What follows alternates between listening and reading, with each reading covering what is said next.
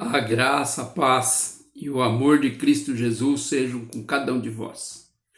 Hoje, 29 de outubro de 2025, vamos orar? Antes de orar, eu vou ler na Palavra de Deus, a Bíblia Sagrada, alguns versículos, vários na verdade, mas espero que dê tempo de ministrar tudo que está no meu coração. O primeiro começa no Evangelho de João, no capítulo 5, versículo 39. Examinais as Escrituras, porque vós cuidais ter nelas a vida eterna, e são elas que de mim testificam. Aqui Jesus falando aos judeus que não queriam ouvi-lo, que ele se declarou filho de Deus, então houve uma resistência à ministração, à pregação de Jesus. Aí ele fala, examina as Escrituras, elas testificam de mim. Então Jesus sempre pedia ou exigia ou aconselhava, orientava a examinar as Escrituras, para que não apenas ter testemunho dele, mas para tomar conhecimento do que ela diz a respeito dele e da salvação.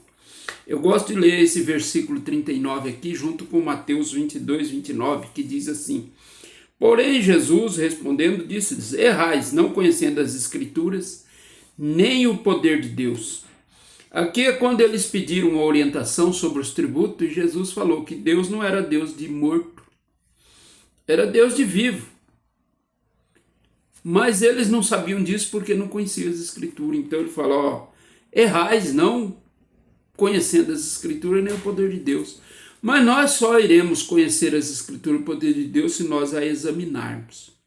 Se ficarmos com resistência, não teremos nada de Deus, não receberemos orientação.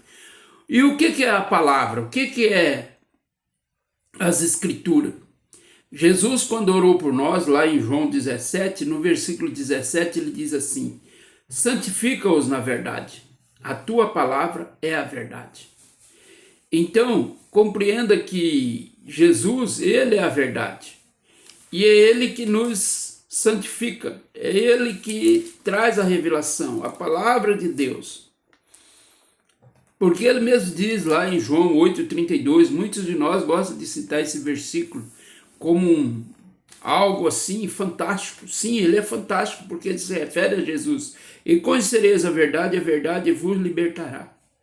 É a palavra de Deus a verdade, o próprio Jesus, ele é o próprio Deus, ele é a verdade, ele é a palavra viva que desceu do céu, como Jesus diz lá no seu primeiro capítulo. Então eu quero que você compreenda, meu irmão, minha irmã, que realmente Jesus é a palavra e ele é a verdade, e ele veio para nos dar direção. E o que é a palavra? Lá no capítulo 4 de Marcos, ele diz assim, no versículo 3, eis que saiu o semeador a semear.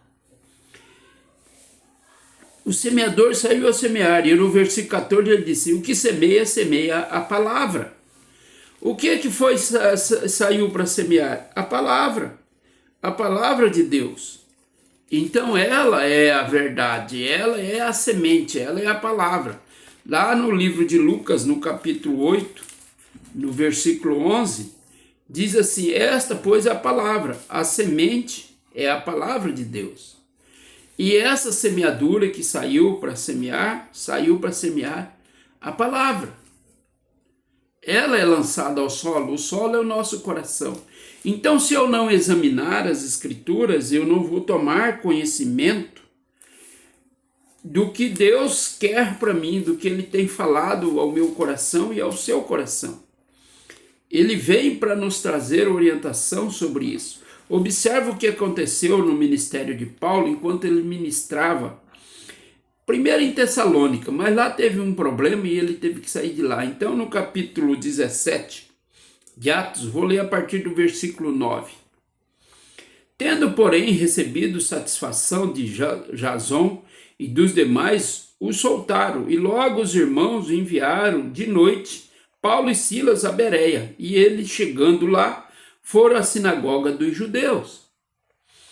Ora, estes foram mais nobres do que os que estavam em Tessalônica, porque de bom grado receberam a palavra, examinando cada dia as escrituras se essas coisas eram assim.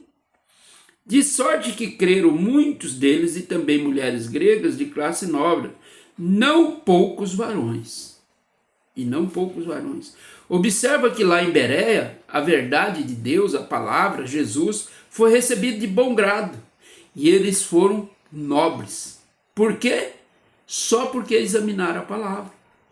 Então, examinar a palavra e tomar conhecimento da verdade de Deus é nobre, é uma nobreza que nós precisamos compreender. Outra coisa que eu quero que você, meu irmão, minha irmã, compreenda, é que quando Jesus ministrava aqui conosco, ele perguntava a quem ele estava ministrando. Como, por exemplo, quando ele ministrou a parábola do bom samaritano, quando aquele doutor da lei, ou seja, um fariseu, perguntou para ele o que ele tinha que fazer para herdar a vida eterna. E Jesus, no versículo 26 do capítulo 10 de Mateus, pergunta, e ele disse, que está escrito? Como ler? Ou seja, a Bíblia, a palavra de Deus, naquela época, os pergaminhos. Como está escrito? Como você lê? Aí ele cita o mandamento de amar o Senhor seu Deus, de todo o coração, de toda a força, de todo o entendimento. E em cima desse, a resposta Jesus ministra. Porque ele falou que deveria fazer assim, para amar o próximo. E ele fala, quem é meu próximo? Aí ele fala a parábola do bom samaritano. Eu quero que você compreenda, meu irmão, minha irmã, que quando Jesus pedia para examinar a escritura, ele não estava sendo incongruente. Porque as pessoas não criam nele, os judeus não o aceitaram, não o receberam. Então ele começou a ministrar, a dar a orientação do que ele realmente era. Ele era Deus, ele era Senhor, mas ele só seria conhecido se examinasse as escrituras. Então nós precisamos entender que é necessário conhecermos a palavra de Deus. E o que a palavra de Deus é? O que ela faz? O apóstolo Paulo ensina em Romanos 10, a partir do 8, assim. O que diz? A palavra está junto de ti, na tua boca e no teu coração. Essa é a palavra da fé que pregamos. A saber, se com a tua boca confessar ao Senhor Jesus, em teu coração creres que Deus o ressuscitou dos mortos, será salvo. Visto que com o coração se crê para a justiça e com a boca se faz confissão para a salvação. É necessário tomar conhecimento. Essa é a semente, essa é a palavra, mas eu só vou confessar se eu tomar conhecimento dela, da verdade. E lá no 17, daqui mesmo do capítulo 10 de Romanos, ele diz assim, de sorte que a fé é pelo ouvir e ouvir a palavra de Deus. Então eu não vou conseguir compreender ou andar em Deus se eu não ouvir a palavra. E lá em Hebreus capítulo 4, versículo 12, o escritor diz assim, porque a palavra de Deus é viva e eficaz e mais penetrante do que espada alguma de dois gumes. Penetra até a divisão da alma e do espírito, e juntas e medulas, e é apta para discernir pensamentos e intenções do coração. Aqui o escritor diz, é só a palavra de Deus vai conseguir separar corpo, alma e espírito. Ela é profunda. Ela é mais penetrante que espada alguma de dois gumes. Às vezes não fará sentido no nosso entendimento, que é a alma, nos nossos pensamentos, na alma. Mas virá para o meu coração, o meu espírito. O meu coração receberá de bom grado, me trará paz, tranquilidade, e mesmo que meus pensamentos, minha cabeça falando, mas não faz sentido. Mas traz satisfação, traz paz. Essa é a separação entre alma e espírito. E o corpo? O corpo tenta, armazena a alma e o espírito, e ele tenta conviver com essa confusão, às vezes até, na nossa cabeça. Mas a medula, as medulas e os pensamentos, parte do corpo. A medula é o nosso corpo, e ele faz separação entre juntas e medula. Isso é do corpo. Ela separa, o corpo para, aceita, porque tem paz, tem tranquilidade, dorme com sossego. Mas o nosso espírito entende, no nosso interior. Fica tranquilo, fica em paz, mas nossa mente pula para um lado e para o outro porque quer uma explicação lógica. E o espírito entende. O que é espiritual entende em espírito. Por isso, meu irmão, minha irmã, esse é o motivo que precisamos examinar a Escritura para tomar conhecimento da palavra de Deus. O Espírito de Deus nos traz orientação precisa. Mas eu só vou conseguir entender e compreender se eu examinar a Escritura, como aconteceu lá em Derbe, em Bereia, aliás. Em Bereia, o povo ouviu a palavra, a pregação de Paulo e Silas, e correram nas Escrituras e foram examinar. Falaram, o que estão falando é verdade, está escrito aqui. Só conseguiremos compreender a palavra de Deus se a examinarmos. Se só ouvirmos e concordar com tudo, como você sabe que é verdade? Isso que eu estou te ministrando, falando, eu cito as passagens da Bíblia e leio o versículo.